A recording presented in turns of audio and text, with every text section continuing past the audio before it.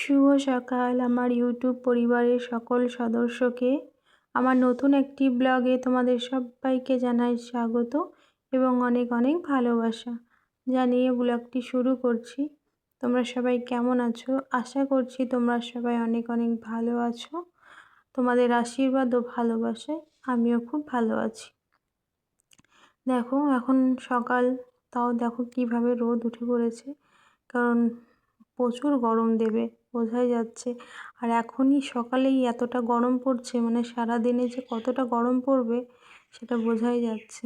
তারপর দেখো আমি এখন উপরের ঘরে আছি, উপরে যেহেতু থাকা হয় ওই জন্য উপরের ঘরে বিছানাটা উঠিয়ে নিলাম।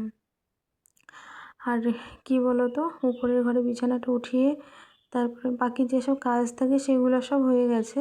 হয়ে যাওয়ার পর বাকি এখন স্নান করে এসে, আর পূজাটা আজকে যেহেতু আমি দেবো না, আজকে মৌ দিয়ে দেবে, তো আজকে সেদ্ধ ভাত বলতে সব রকম মিক্স করে একটা মানে কুকারে দেব। ওই খিচুড়িও না, ঠিক সেদ্ধ ভাতও না, কি বলো তো, এই আলু পটল কাঁচা কলা সব কিছু মিক্স দেবো, দিয়ে তার মধ্যে চাল ডাল সব রকম দিয়ে বানাবো, কিন্তু এর মধ্যে হলুদ কোনো মশলা কিছুই দেবো না। এইভাবে মানে ভাতটা খেতে খুব ভালো লাগে। তো যাই হোক, দেখো পটলগুলো দেখেছো কি বড় বড়, ওই জন্য বেশি না, দুটো নিয়েছি মাত্র, আর কলা নিয়েছি, আলু দেবো, সব রকম দিয়ে বানাবো। যেইভাবে আমাদের হাতটা চলছে না, এইভাবে যদি আমরা কাজটা করতে পারতাম তাহলে না কতই না ভালো হতো, তাই না বলো? এত তাড়াতাড়ি, তাহলে মানে বেশি টাইম লাগতো না, অথচ কাজ সবই হয়ে যেত। এই যে এত তাড়াতাড়ি এত স্পিডে কাজ করলে পরে, যাই হোক মেশিনের মতো হাত চলছে। প্রত্যেকটা বাড়ির বউদের এইভাবে যদি হাতটা চলতো না, তাহলে কি বলো তো, অনেকটাই ভালো হতো। আমি যেহেতু বাড়িতে একাই থাকি, কোনো আমাকে বলার মতো কেউ নেই, কিন্তু যারা শ্বশুর বাড়িতে থাকে হয়তো অনেকেই আছে যে অনেকে হয়তো ধীরে সুস্থে যারা কাজ করে তাদের হয়তো অনেক কথা শুনতে হয়, হয় না, এখনও অনেক বাড়ি আছে যে সব সময় উঠতে বসতে কথা শুনতে হয় কাজ করা নিয়ে। তো দেখো এইরকম যদি তারা যদি কাজটা করতে পারতো, হয়তো আর কাউকে কথা শুনতে হতো না, তাই না? তো যাই হোক, বকবক করে তোমাদের সাথে বকবক করতে করতে আমার সবজিটা কাটা হয়ে গেছে। আর এই যে কাটার পর যে সে খোসাগুলো এগুলো উঠিয়ে রেখে দেবো, না হলে না মাহি এই যে খোসাগুলো দেখছো সারা ঘর নিয়ে গিয়ে ছিটিয়ে রেখে দেবে। আর এই যে র্যাকগুলোর মধ্যে কিছু রাখতে পারি না, খুব দুই একটা করে রাখতে হয়, না হলে সবগুলো নিয়ে গিয়ে সব ঘরে ঘরে ছিটিয়ে দেবে। আর এর মধ্যে দেখো মুসুর ডাল দিয়েছি, মটর ডাল দিয়েছি, চাল আছে, সব সুন্দর করে ধুয়ে নিয়েছি, ধুয়ে কুকারের মধ্যে দিয়ে দিলাম। তারপরে যে মানে সবজিগুলো কেটেছিলাম সেইগুলোও দিয়ে দেবো, দিয়ে এর মধ্যে লঙ্কা দেবো, লবণ দিয়ে একেবারে বসিয়ে দেবো কুকারে। তারপর 5-6টা মতো সিটি দিয়েছিলাম, সিটি দিয়ে একটু বসিয়ে রাখবো, তাহলে না খুব সুন্দর হয়। এমনিতে বেশি কিছু তো না, অন্য কিছু যে সেদ্ধ হওয়ার মতো। তো দেখো সব রকম পরিমাণ মতো লবণও দিয়ে নিলাম, আর কুকারের এইটা খুলে দেখে নিলাম এটা কোনো সমস্যা নেই তো। আমি না হলে না খুব ভয় করে, জানো তো, একবার হয়েছিল যে ডাল সেদ্ধ দিয়েছিলাম, তারপর আর দিতে মনে ছিল না, তো সিটি পড়ছিল না, মানে তারপরে বন্ধ করে দিয়েছিলাম, খুব ভয় করছিল। ওই জন্য আগে আমি যখনই কুকারে মানে দিই না কেন গ্যাসে, তার আগে আমি একবার করে দেখে নিই।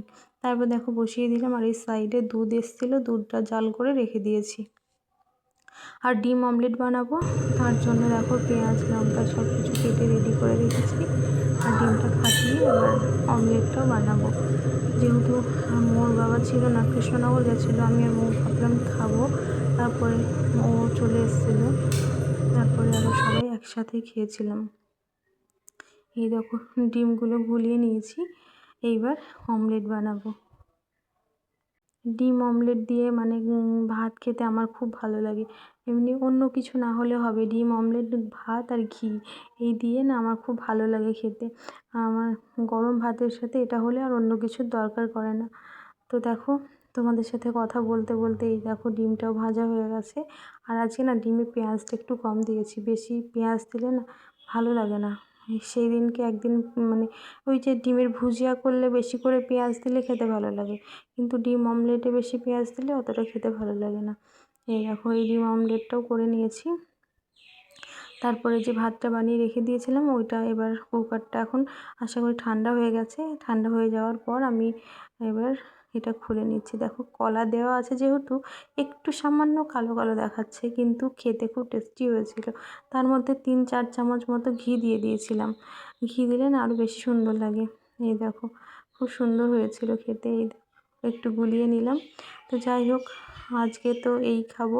আমি না আজকে একটা বারই ভাত খেয়ে আমার সময় দিন চলে গেছে, ভালো লাগছিল না। আজ এত পরিমাণে শরীরটা খারাপ করছিল বলার মতো না। আর মোর বাবা একটু বাজারের দিকে যাবে, কারণ মৌ কিছু জামা কাপড় কিনবে, ওই জন্য বাজারে যাচ্ছে। আমাকে বলেছিল যেহেতু আমার শরীরটা খারাপ তাই আমি আর গেলাম না। তো চলো দেখো, মৌ তো রেডি হয়ে গেছে, ওর বাবাও রেডি হচ্ছে। তো আমি ক্যামেরাটা করছি বলে মৌর এখন লজ্জা করছে, বুঝলে, ওই জন্য ওই রকম মানে হাসি দিচ্ছে। তো যাই হোক, আমিও গেটটা মারতে যাচ্ছি, ওই জন্য পিছন পিছন যাচ্ছি, কারণ গেটটা মারবো, মেরে আবার মাহি ঘরে ঘুমিয়ে আছে। আর আমাদের জানো তো এই সময়টা না বাড়ির সামনেটা এত পরিমাণে নোংরা হয়ে থাকে, বাড়ির সামনে পাটকাঠি পাট সব মানে দিয়ে রাখবে, আমার না একটুও ভালো লাগে না। ওই জন্য বাড়ির আশেপাশের পরিবেশটা খুবই খারাপ আমার। যাই হোক, কিছু করার তো নেই, এইভাবেই চলবে। এই দেখো, আর ওই দেখো পাটকাঠি দেখতে পাচ্ছ, এই জন্য একটুও ভালো লাগে না। আমাদের এই যে দেওয়ালটা ঘিসে দিয়েছিল মোর বাবা আসার পর, মোর বাবাই কেটে দিয়েছে। যাই হোক, এই দেখো এই বাজারগুলো নিয়ে এসছে, সব কিছুই বেশিরভাগ মোর আছে। 3টে বেড মানে বিছানার চাদর আছে, আর মাহির জন্য নিয়ে এসেছিলো, ওগুলো গায়ে হয়নি, ওগুলো আবার চেঞ্জ করতে হবে।